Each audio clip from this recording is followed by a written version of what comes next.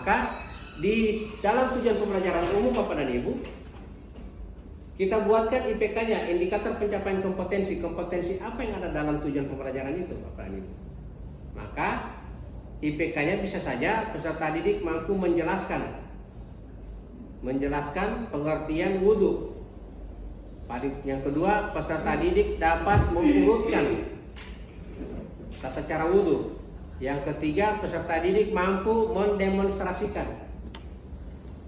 Ini paling tidak ada 3 indikator, Bapak Ibu. Ada 3 indikator pada satu tujuan. Maka 3 indikator ini Bapak dan Ibu mampu menjelaskan, mampu mengurutkan, dan mampu mendemonstrasikan.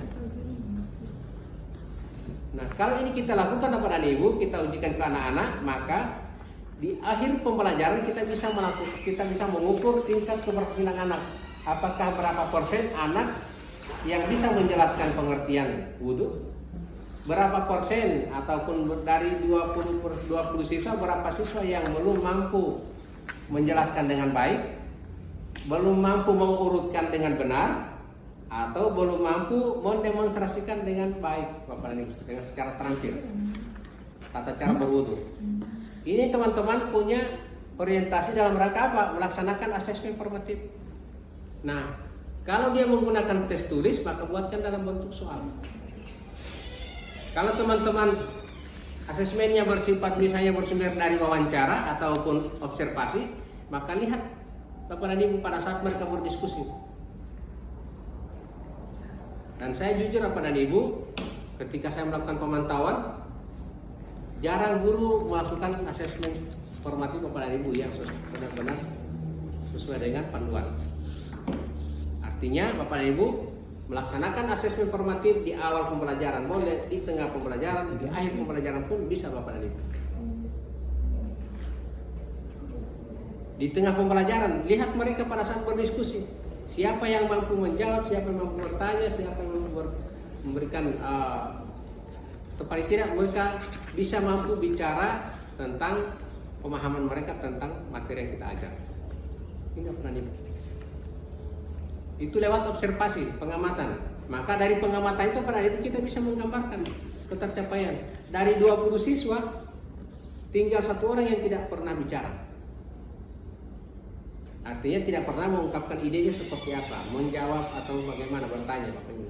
Berarti teman-teman sudah bisa gambarkan presentasinya. Berarti 19 per 20 kali 100, mungkin 95%. Berarti kalau misalnya sudah ada 95%, 80 atau 90 sampai 95% capaian anak, maka teman-teman bisa punya kesimpulan bahwa untuk materi tentang wudhu, penjelasan tentang wudhu apalagi peserta didik rata-rata sudah memahami.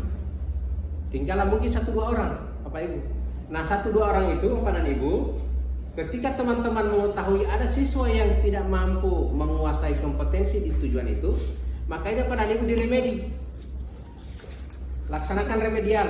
Beda remedial di kurikulum Merdeka dengan kurikulum 2013.